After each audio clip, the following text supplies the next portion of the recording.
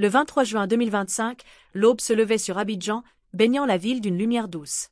Sébastien Dano Djedje, président exécutif du PPACI, ajustait sa cravate avec un mélange de détermination et d'impatience. Aujourd'hui, il n'était pas seulement un dirigeant politique, il portait sur ses épaules l'espoir de milliers de militants rêvant de voir Laurent Gbagbo, leur leader historique, candidater à l'élection présidentielle d'octobre 2025. À ses côtés, Kazadja, son adjoint et président de la commission électorale du parti, partageaient la même ferveur.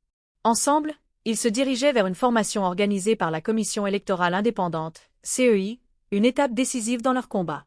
La salle de conférence, nichée au cœur d'un bâtiment administratif, vibrait d'une tension palpable. Les représentants des partis politiques, costumes impeccables et regards scrutateurs, s'installaient en silence.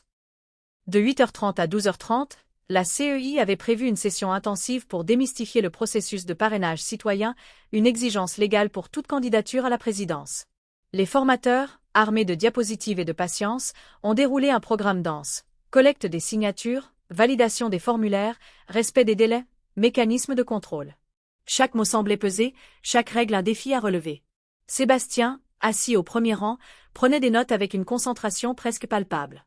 En tant que coordonnateur central du parrainage pour Gbagbo, il savait que chaque détail comptait. Laurent Gbagbo, ancien président de la Côte d'Ivoire, était plus qu'un candidat, il était un symbole de résistance et d'espoir pour des millions d'Ivoiriens. Mais pour que son nom figure sur les bulletins de vote, il fallait d'abord franchir l'épreuve du parrainage. Cette formation était une boussole, un guide pour naviguer dans un processus semé d'embûches. Kazadja, à ses côtés, observait la salle avec un regard perçant. Son expérience au sein de la commission électorale du PPACI l'avait préparé à anticiper les obstacles. Il levait la main pour poser des questions précises. Comment garantir que les signatures des zones rurales soient validées sans retard, demandait-il, sa voix ferme mais respectueuse. Les réponses, parfois vagues, le poussaient à insister. Pour lui, chaque signature était un engagement, un cri du cœur des militants qu'il refusait de voir ignorés. À la pause café, Sébastien et Kaza s'isolèrent un instant sous un manguier dans la cour. Le bourdonnement des conversations s'estompait, laissant place à leurs murmures. La formation est solide, mais les délais sont un problème, confiait Sébastien, fronçant les sourcils. Kaza acquiesçait, ajoutant « et la vérification des signatures. On doit s'assurer qu'elles soient justes. » Leur échange, empreint de pragmatisme et de passion, traduisait leur volonté de ne rien laisser au hasard. De retour en salle, la délégation du PPACI prit la parole pour partager ses observations.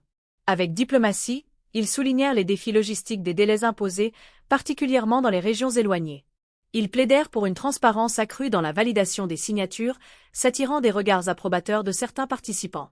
Leur professionnalisme imposait le respect, même parmi ceux qui ne partageaient pas leur vision. Lorsque la session s'acheva, Sébastien et Kaza quittèrent la salle avec un mélange de fatigue et d'optimisme.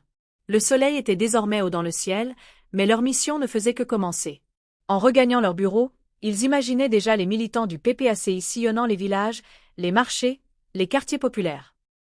Chaque formulaire signé serait un pas vers la candidature de Gbagbo, un acte de foi dans un avenir différent. Cette journée, bien que discrète dans les annales de la politique ivoirienne, était un tournant. Elle symbolisait l'engagement du PPACI à respecter les règles du jeu démocratique tout en portant un projet ambitieux. Sébastien et Kaza savaient que les mois à venir seraient exigeants. Les signatures à collecter, les obstacles à surmonter, les tensions politiques à naviguer. Tout cela faisait partie du chemin. Mais ce 23 juin, ils avaient acquis une arme précieuse, la connaissance. Et avec elle, la conviction que leur rêve était à portée de main.